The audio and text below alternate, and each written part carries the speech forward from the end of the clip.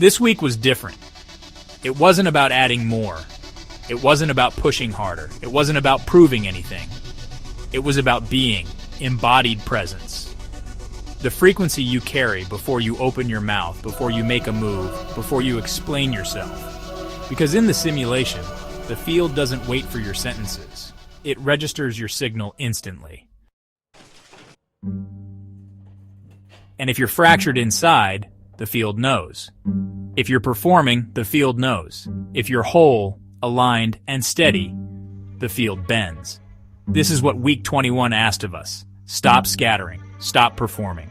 Stop thinking presence is something you do. Start realizing presence is something you are. Let's walk through what that looked like.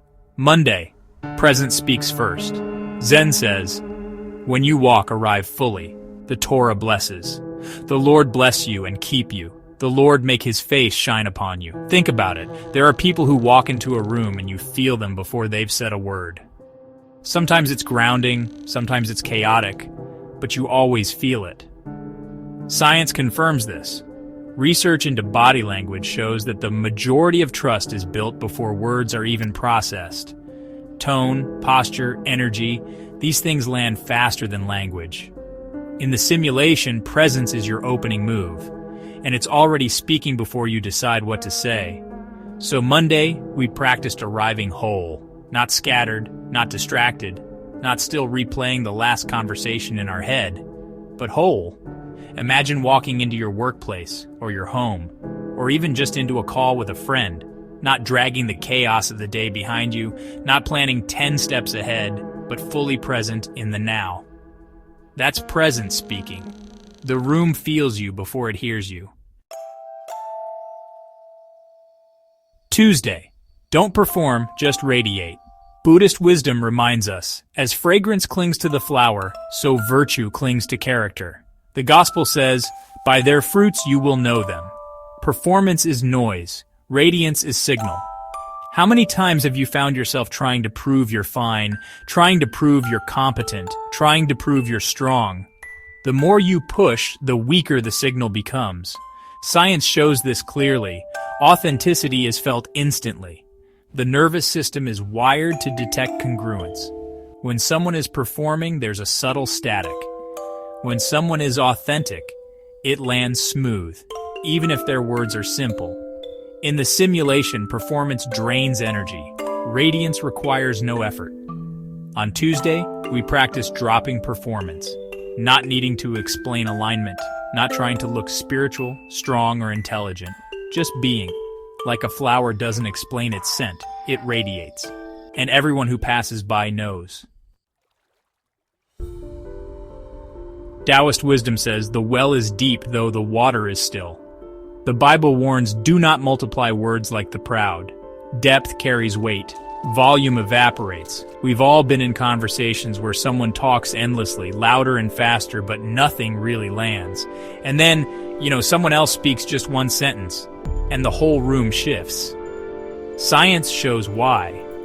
The brain filters constant noise as background. But when fewer words are spoken with steady tone and calm authority, they bypass noise filters and actually sink in deeper. In the simulation, noise scatters the field. Depth anchors it.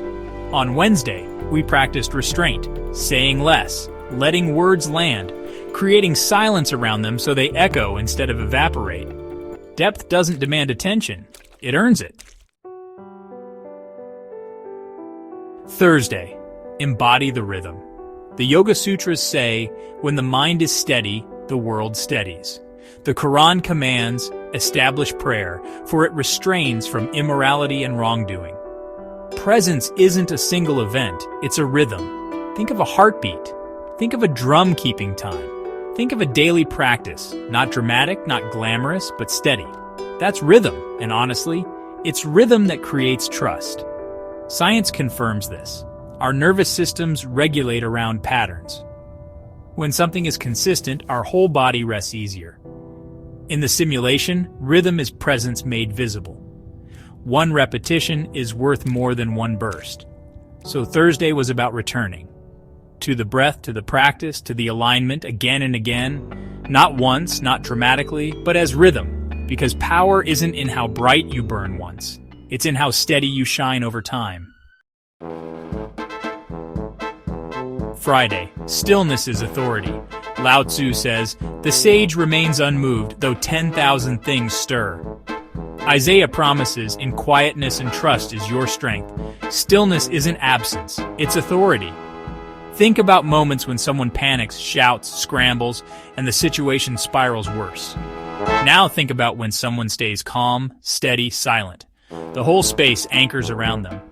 Science shows that nervous system calm regulates groups faster than words or instructions ever could. In the simulation, stillness bends the field more than force.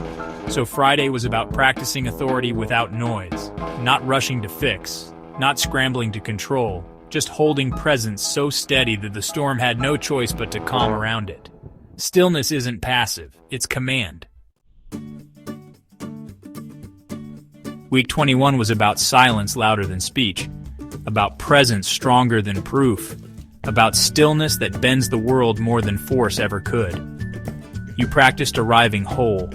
You stopped performing and started radiating. You chose depth over noise. You embodied rhythm instead of bursts. You discovered stillness as authority. This wasn't about being louder, it was about being undeniable. Because in the simulation, the field doesn't respond to how much noise you make. It responds to the clarity of your signal. And this week, your signal became clearer.